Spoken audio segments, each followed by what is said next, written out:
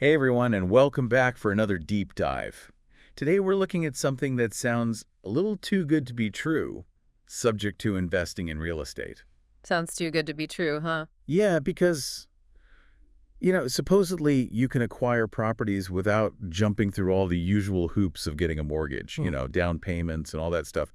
So maybe you could potentially become a property owner without needing a ton of cash up front. Yeah, that's right. And it's all because with subject to, you're basically taking over the seller's existing mortgage payments instead of getting a new loan yourself. So instead of me getting a loan, I just step right into their shoes, start making payments, and boom, I own it. You got it. But legally, how does that even work? Like the mortgage is still in the seller's name. It is, yeah, it stays in their name, but you're the one making the payments and you have all the rights of ownership. So think of it kind of like a lease to own, but with real estate. Gotcha. So I'm starting to see the appeal here. Less upfront cash, maybe we can close on the deal faster. But why would a seller ever agree to this? I mean, that sounds pretty risky for them. Yeah, you're right. There is some risk involved, and that's why sellers usually only choose this when they're in a tough spot financially. Like imagine facing foreclosure or going through a divorce or needing to move quickly. Subject to can be a real lifesaver for them, allowing them to avoid a big financial hit or a long, drawn-out sale process. So it's all about finding those motivated sellers, those people who need a solution, and they need it fast. Exactly. Okay. But wouldn't they just be better off selling their property the traditional way? Sometimes, yeah, they are better off that way, but sometimes a traditional sale just isn't possible or it's not fast enough. Maybe they owe more on their mortgage than what the property's worth, or maybe they need to move across the country next week, you know? So subject to can be that solution that lets them walk away without hurting their credit or facing foreclosure. I see. So it's more about finding those unique situations where this is a win-win for both sides. Okay, so how do I, as the buyer, actually make money using subject to? Well, there's a few ways. One is you can generate cash flow by renting it out, especially if you found a property with a low mortgage payment compared to what rent is going for in the market. And then, of course, you can also benefit from any appreciation in the property's value, just like any other real estate investment. Gotcha. So it's not just about getting in with less money down, it's actually a strategy to build wealth over time. But let's talk about the elephant in the room, risk.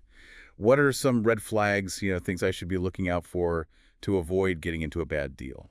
Due diligence is absolutely key here. You need to be like a detective, examining every single detail. So first of all, make sure you get a professional property inspection because you need to know what kind of shape the place is in. Is the roof leaking? Are the appliances about to die? Because these kinds of things can end up eating into your profits. Yeah, that's a good point. It's easy to get excited about the deal and forget about those basics. What else should I be on the lookout for? Then you need to dive into the title search. You got to make sure there aren't any hidden liens or claims against the property. I mean, you definitely don't want to buy a place only to find out it's tied up in some legal mess or has unpaid debts. Yikes, yeah, that would be a nightmare. Okay, so I'm checking the property, the paperwork. What about the financial details of the existing mortgage? What should I be looking at there? You need to scrutinize those numbers, like your life depends on it. Look at the interest rate, how much is still owed on the loan, what are the monthly payments. You need to make sure you can handle those payments without breaking a sweat. Right, because it's my responsibility to keep it current, even though it's technically not in my name. What about the potential for profit? What do I need to look at there? You've got to assess the property's market value. How much could you realistically sell it for right now? And then what's the rental potential in the area? All of that is going to determine your cash flow and your long-term gains. Okay, so it's not just about the numbers, it's also about understanding the local market. Is it a good neighborhood? Are rents going up? Exactly. And don't underestimate researching the local trends. Is the neighborhood growing? Are there any big developments coming up that could affect property values? Okay, so information about the property, the mortgage, the seller, and the local market. That's a lot of detective work. What happens once I've done all my homework and I'm ready to make an offer? Negotiating a subject to deal can be a little more complex than a regular sale, but the main ideas are the same. You and the seller need to agree on a price, the terms of the mortgage takeover, and the timeline for closing. So we're talking price, the payment terms, and the deadlines. What are some things I should keep in mind during negotiations? Transparency is super important. Make sure the seller really understands what a subject to transfer means for them. They might even want to talk to their own lawyer to make sure their interests are protected. Yeah, it makes sense because even though they won't be living there, their name is still on the loan, so what if something goes wrong? Exactly. And that's why it's so important for both sides to have legal representation. You want to work with good real estate attorneys to draw up a solid purchase agreement that's super clear about everybody's responsibilities and protects both of you. So having a good legal team is key for navigating all of this. Okay, so let's say the deal's done, the paperwork's signed, and I'm officially the owner. What happens then? Do I just kick back and collect rent checks? Well, not quite. You've now taken on all the responsibilities of a property manager. You're in charge of collecting rent, dealing with maintenance, and handling any problems the tenants might have. Ah, the joys of being a landlord. So it's not just about finding a good deal, it's also about managing it properly. Exactly. You need to be ready to handle tenant issues, repairs, Hmm. and just make sure the property's well maintained. And I can't forget about that mortgage hanging over my head, right? Uh-huh. I've got to make sure those payments are on time, even though it's not technically my loan. That's right, you got it. Those payments are your responsibility now. And it's a good idea to keep the seller updated. Let them know how things are going with the property and the mortgage payments. Yeah. Keep them in the loop. They'll appreciate that. Yeah, that makes sense. I wouldn't want them to be in the dark if something goes wrong. So open communication is key throughout this whole process. But let's face it, sometimes things don't go as planned. How can I reduce the risk in a subject deal? That's a smart question. Even when you do all your due diligence, unexpected expenses can come up. You could have a major repair, the place could suddenly become vacant, property taxes could jump. All these things can really throw a wrench in your plans, so it's really important to have a financial cushion, some extra money set aside for those unexpected things. So I'm building up my emergency fund. What about insurance? Anything special I need to consider with subject to? Absolutely. Having the right insurance is essential in any real estate deal, but it's especially important with subject to. Make sure you've got policies that cover damage to the property, liability, and any other risks you can think of. Okay, good to know. So I'm managing the property, making the payments, building up my emergency fund, and staying on top of the insurance. What about the bigger picture? How do I eventually get out of a subject to deal? That's where your exit strategy comes in. Think of it like planning your escape route before you even enter the maze. You've got several options, and each has its own advantages and disadvantages. Give me the rundown. What are my escape routes? You could refinance the property in your name once you've built up enough equity. That way, you become the official borrower and have full control over the loan. So it's like hitting the reset button and getting my own normal mortgage. Exactly. Another option is to sell the property on the open market. This could be a great way to make a profit if the property has gone up in value. That sounds pretty straightforward, but wouldn't the mortgage being in the seller's name make things complicated? It can, yeah. You'll need to be upfront with potential buyers about the situation. And you really need to have all your paperwork organized, including the original subject to agreement and any changes you've made to it along the way. Sounds like clear communication and keeping good records is important here. What's the third way to exit? You could try to negotiate a loan assumption with the lender. If they agree, the mortgage gets transferred into your name and you officially take it over. So it's like a formal handover with the lender's blessing. But do they usually go for that? It depends on the loan and the lender's rules. Some loans have clauses that say you can't assume them, so you got to check the fine print carefully. And even if you can assume it, the lender will probably want to make sure you qualify, kind of like you were applying for a brand new mortgage. So there's no guarantee there. It could be a good option, but not always. Exactly. It all comes down to weighing your options and understanding the pros and cons of each exit strategy, then making the decision that fits your goals and the situation. Okay, this is definitely making the whole subject to thing a lot clearer. It seems like there's a lot of potential there, but it's not for the faint of heart. You're right. It takes research, careful planning, and a willingness to deal with all the twists and turns. But if you're prepared to put in the effort, it can be a solid way to build wealth in real estate. Before we move on, there's another type of financing I hear people talk about with subject to, assumable mortgages. What are those exactly, and how are they different? Sure. Assumable mortgages are basically loans that can be transferred from a seller to a buyer. So the buyer takes over the existing mortgage with its current terms and payments. They're stepping right into the seller's shoes. The big difference from subject to is that with an assumable mortgage, the loan is officially put into the buyer's name. So it's a more formal process involving the lender right from the start. That's right. And this can be a good thing for both the buyer and the seller. For the buyer, it could mean getting a lower interest rate than what's available right now, which saves them money over the life of the loan. And they might have to pay less in closing costs compared to a brand new mortgage. For the seller, offering an assumable mortgage makes their property more attractive, especially when interest rates are high. It's like a built-in bonus that makes everyone happy. Exactly. However, just like with Subject 2, it's super important to do your due diligence with assumable mortgages. Buyers need to carefully check the terms, like the interest rate, what's left to pay on the loan, and if there are any penalties for paying it off early. They'll also need to meet the lender's requirements to qualify for the loan. Right. Even though they're taking over an existing loan, they still have to prove they can handle it. Exactly. And it's important to remember that not all mortgages are assumable. Some have rules that specifically prevent that. So both the buyer and seller need to carefully review the loan documents. Sounds like no matter what approach you choose, whether it's subject to or assumable mortgages, being informed is key. Absolutely. You have to understand the ins and outs, the pros and cons, and then choose the path that works best for you and your investment goals. Well, this has really shed some light on subject to investing. It's definitely got potential, but it's not something to jump into lightly. I agree. It requires careful research, planning, and a willingness to deal with the challenges. But for those who are prepared, it can be a great way to build wealth in real estate. Welcome back, everyone. I hope you've all got your notepads handy because we are diving right back into the world of subject to real estate investing. Right back in. Last time, we were talking about finding those great properties, the ones with motivated sellers who might be open to a subject to deal. And then we talked about due diligence and ways to reduce your risk and even some exit strategies. And it's all about putting the pieces together, right? Figuring out how everything fits. But one of the most important pieces is staying organized. And that includes having a good system for keeping track of those mortgage payments. Oh, yeah, those payments. Even though technically it's the seller's loan, I'm the one who's got to make sure those payments are made on time every month. But what if I slip up? What happens if I miss a payment? Life gets busy. Missing a payment is a big no-no. It can really mess things up, not just for the deal and your investment, but also for the seller's credit. Imagine having to have that conversation with them, not to mention possible legal issues. Okay, yeah, that's not a good picture. I definitely don't want to be that buyer. Mm-hmm. So, how do I avoid becoming a mortgage missing nightmare? Got any tips for staying organized and on top of those payments? For sure.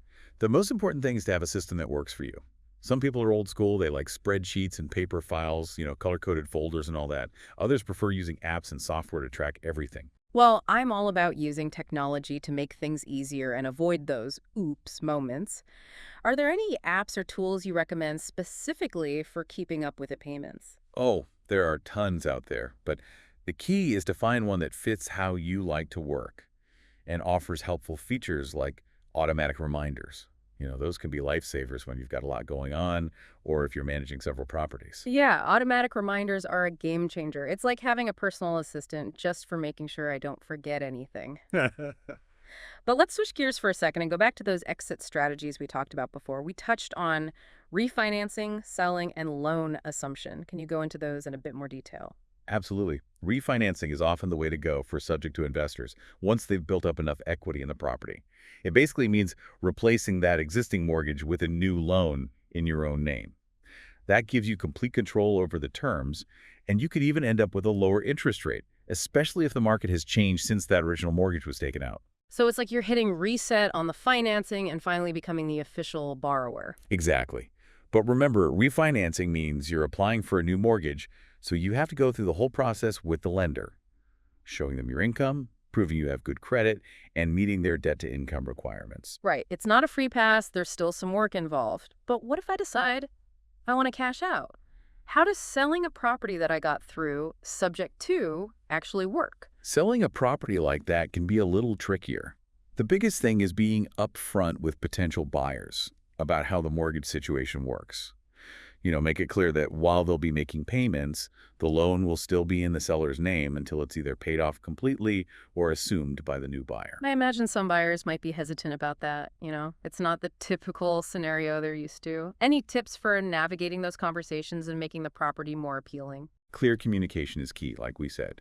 You have to give those potential buyers all the paperwork, including that original subject to agreement. and be ready to answer any questions they might have about the process. Hmm. Having experienced professionals on your team, like a good real estate agent and lawyer, can also really help make the sale go smoothly. So having a good team and being upfront about the unusual parts of the deal is super important. Okay, let's move on to the third exit strategy, loan assumption. How does that work? And is that even an option for most subject to buyers?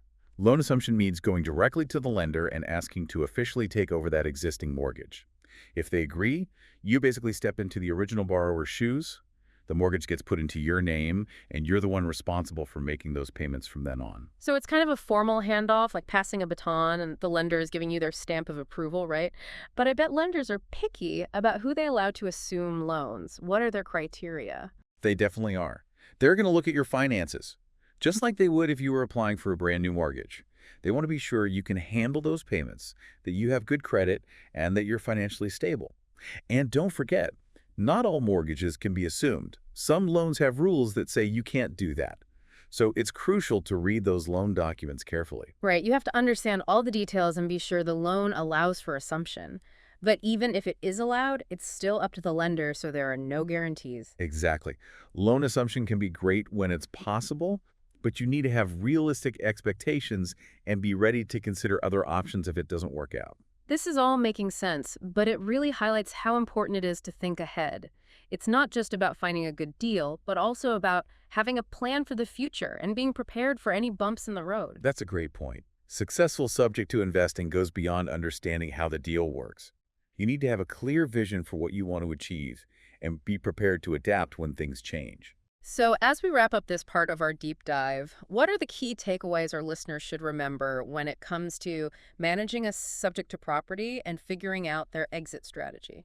First, you're not just buying a property. You're taking on all the responsibilities that come with it, like managing it properly and keeping up with those mortgage payments.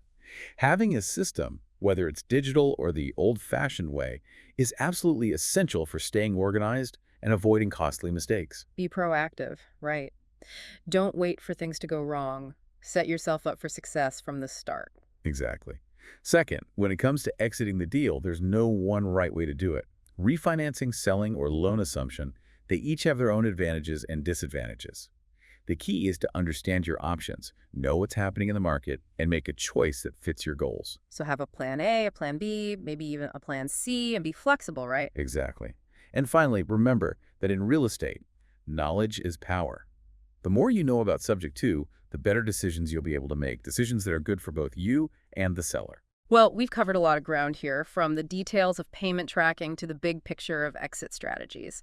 I'm starting to see that subject to investing is like a cake with lots of different layers, and you need every single one of them for it to work. I like that analogy. And just like baking a cake, the more you practice and get better at it, the more delicious that final product will be. Welcome back, everyone, for the final part of our subject to deep dive. The final stretch. We've covered so much ground already. How to find those motivated sellers, all the due diligence steps, how to manage the property, and even how to plan your exit strategy. But before we wrap things up completely, are there any other golden nuggets of wisdom we need to cover? What else do we need to know to be successful with this? Even with all those practical steps we've talked about, there's one more key ingredient that can really make or break a subject to investor, and that's their network. Ah, the power of connections. I feel like networking is important in just about every field, but I can see how it would be especially crucial in real estate. So who should I be connecting with as I'm exploring subject to? Think of it like building your A team for real estate investing. You want experienced investors, people who have already done this successfully, because they can give you amazing advice and guidance. Then real estate agents, they're essential for finding those hidden gem properties and helping you navigate the market. And of course, you'll need a good attorney to make sure all your contracts are solid and everything is legal. And don't forget about a mortgage professional who can help you understand your financing options and any potential risks. So I'm basically putting together a team of experts, each with their own superpower, to help guide me through the maze. But how do I actually find these people? Where do I even start building this network? There are so many ways to connect. Start by checking out local real estate meetups and investment clubs. Those are great places to meet people who are into the same things you are and learn from those who've been there and done that. Online forums and social media groups focused on real estate investing are also great resources. And don't underestimate the power of finding a mentor. Look for experienced, subject-to investors who are willing to share their knowledge. It's all about tapping into that collective wisdom, learning from those who've been down this road before. But real estate is always changing, right? How do I stay ahead of the curve and avoid getting caught off guard by shifts in the market or changes in regulations? Staying informed is so important, like keeping your finger on the pulse of the real estate world. Pay attention to interest rates, how property values are fluctuating, and any legal or regulatory changes that might impact your subject-to investments. So I'm subscribing to industry newsletters, setting up those Google alerts, maybe even brushing up on real estate law. It's not just about understanding how to do a subject to deal, but understanding the whole picture, the whole landscape. But a lot of people think that subject to is some get rich quick scheme. Is that even realistic? Real estate is rarely about getting rich quickly. Subject-to can be a great tool for building wealth, but it's not a magic solution. You need patience, you need persistence, and you need to be willing to adapt as the market changes. So it's not a passive investment. I need to be prepared to put in the work, do my due diligence, and work through any obstacles that come up. But for those who are willing to do that, it can be a great way to achieve financial freedom. Absolutely. It's about building wealth over the long term, using smart planning and making informed decisions. It's about realizing that success in real estate, just like success in life, is usually a marathon, not a sprint. So as we wrap up our subject to deep dive, what's the most important message you want our listeners to take away as they begin their real estate journeys? Subject to real estate investing can be a powerful strategy, but you need to approach it with knowledge and a plan. Do your research, build your network, and be flexible when things change. Be a student of the game, always learning and growing.